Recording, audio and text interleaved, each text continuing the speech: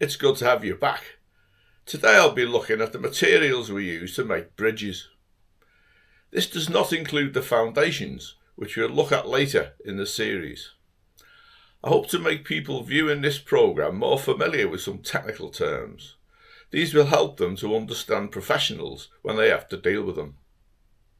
The general public, when they talk about the surface we walk on, is the deck. This can lead to misunderstandings when they speak to bridge specialists, who often refer to the entire bridge above the foundations as the deck. The surface we walk on is sometimes referred to as the whirling surface. When I speak about the whirling surface, I will always call it decking. For smaller bridges, the most economic material is wood. There are broadly two categories of wood: softwood and hardwood. Softwood is cheaper but has a shorter life. The service life of softwood can be extended by tannalising the wood.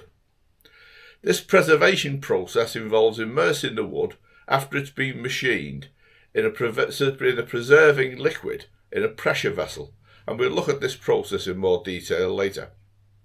Softwood comes from Scandinavia and North America. Although there are British hardwoods, they're not usually used on bridges. The most suitable hardwood is eki. This comes from the Gabon in West Africa. It's supplied to Holland in log form, where it's machined in specialist mills. Eki is heavy. Dropped into water, it floats just below the surface. It's very strong and also very durable. There's an ecological argument against using it, as it was originally cut out of virgin forests. It's now grown in groves, but there is no doubt that the high carbon footprint due to transportation to Europe is an issue. When the wood was cut from virgin forests, it had grown quite slowly. When it's grown in groves, it has fertiliser applied to it and grows more quickly. The timber has a very high resistance to painting and staining, and we recommend it is used in a planed condition. It weathers to an attractive natural colour. When eki is used, there's always the possibility of protests at the use of tropical hardwoods, and this can cause political problems. Returning to softwood, we uncover a whole bag of worms. The strength of softwood depends on the species. The strength is based on a grading system which is frankly bizarre. Most of the timber easily available from builders' merchants is not suitable. Some is intended for use indoors and other for fencing and landscaping. The rough timber is compromised as soon as it is cut or drilled. Only structural grade timber is appropriate for bridges. This is usually European redwood, which is often larch. It's good practice for this to be visually stress graded by a specialist. The best wood for wooden beams is Douglas fir. This wood doesn't clean up terribly well, and so we use European redwood for the accessible parts where the public might get splinters. The next material we use is steel. This is available in standard cross sections, and these are cut, drilled and or welded to provide the load-bearing bases for the bridges. Steel rusts, and it's necessary to apply a protective treatment. It can be paint, but we recommend galvanising.